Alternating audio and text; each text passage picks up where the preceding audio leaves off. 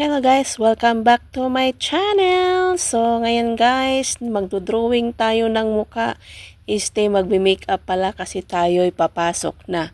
So ngayon, ang una kong nilagay is sunscreen. So naglagay lang ako ng sunscreen and then ito magpula-pul ako ng sa aking mukha ng Arena powder. Powder lang siya ang ginagamit ko. Kasi ayaw kong mag-remove ng makeup ng matagal kapag ako'y umuwi na galing sa duty.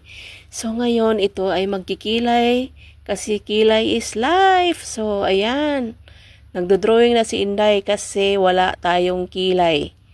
Kaya pag marami na akong pera, magpapa-microblading ako ng kilay.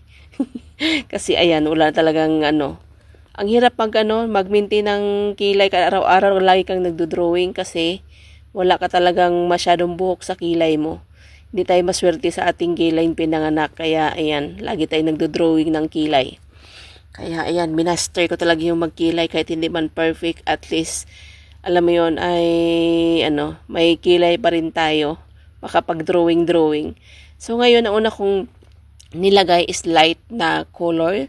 And then, nag-blend ako ng dark color sa aking kilay para hindi siya masyadong light, hindi rin siya masyadong dark. So, kaya nag-blend ako ng light brown at saka black. Kaya yun, hindi siya masyadong black, hindi rin siya masyadong brown. Kaya yan ang ginagawa ko kapag nagme-makeup ako. Tapos, ito ay akin naman siyang mag-highlights naman ako para linisin yung gilid-gilid ng aking kilay para mag-enhance naman yung ating drawing ng konti. Kahit hindi perfect o at least kahit makakilay pa rin tayo ng medyo maayos-ayos kasi bawal tayong pumasok na hindi nakadrawing yung ating mukha. Ayan. Kaya sino nakaka-relate dyan? Bawal pumasok ang walang drawing. Kaya kailangan naka-grooming bago pumasok. So ayan, nag-drawing si Inday lagi ng mukha. Ito naglagay naman ako ng kunting highlights sa aking mata para maglagay ako ng kunting eyeshadow. So ang nilalagay ko lagi ay ang excuse me po, yung medyo pink lang siya para mag-refresh lang yung ating mata na hindi naman tayo mukhang antok, hindi naman tayo yung papasok na galing sa iyak kahit umiiyak para mukha namang fresh yung ating mata at makita tayo ng ating manager na kahit paano mayroon tayong grooming na suot sa ating mukha. Ayan, at least hindi tayo madidaka ng sahod kasi wala tayong grooming sa ating pagpasok. So ayan, ganito lang ako maglagay guys ng eyeshadow. Sa daliri ko lang talaga nilagay kasi mas smooth siya para sa akin pag naglagay ako ng eyeshadow. So ganyan lang, light lang ang aking nilalagay. Kaya pagmukha lang siyang fresh ng konti. So, ayan, naglalagay ako ng mascara. Hindi naman ang aming makeup naman, hindi man gaanong makapal, hindi naman gaano ding yung magmukha lang talagang magmukha lang tao nang pumasok.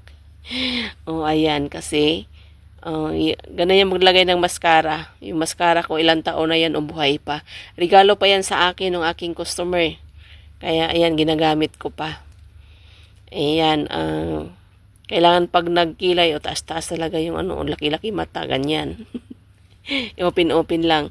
Tapos, tinantingnan kung pantay-pantay ba o hindi. Ayan. Tapos, maglagay naman tayo ng ating blush on. Kailangan blush on lang ng konti. Yan. Kaya yung aking kilay medyo dark lang ng konti kasi syempre pang pang buong duty na yan. Wala nang retouch kasi pag busy ka, wala nang retouch. Kaya ayan, di ba fresh na konti. Kahit papaano, nagmukhang tao. Tapos ngayon, ito naman yung ating lipstick.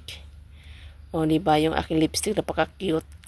Pag nagli-lipstick ako guys, nagbi-blend ako ng dark at saka light para hindi siya masyadong light, hindi naman siya masyadong dark. Kaya pag nagli-lipstick ako, nagbi-blend ako. O, ayan yung ating lipstick para hindi masyadong pink, hindi masyadong pula. Kaya, ayan. Fresh na